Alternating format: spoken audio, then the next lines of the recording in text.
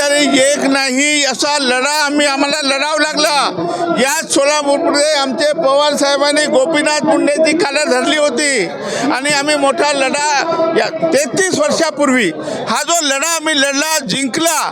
ते धनंजय मुंडे त्यावेळेस लहान होते 10-15 वर्षात, त्यांना माहीत नाही। आणि केव्हा एवढंच नाही, त्याच्यावर मी पुस्तक लिहिलेलं आहे, कोर्ट कचेऱ्या केलेल्या आहे, डॉक्टर वाधवा कमिटी नेमली आणि सांगितलं की बंजारा आणि बंजारी वेगवेगळे आहे।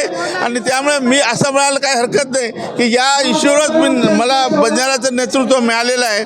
तर बंजारी आणि बंजारी कुठल्याही परिस्थिती एक होऊ शकत नाही आणि म्हणून धनंजय मुंडे हे चुकीचे बोलले आहेत। त्यांनी आपली दुरुस्ती करावी, माफी मागावी आणि अशा पद्धतीने आरक्षणमध्ये घुसण्याचा प्रयत्न करू नये।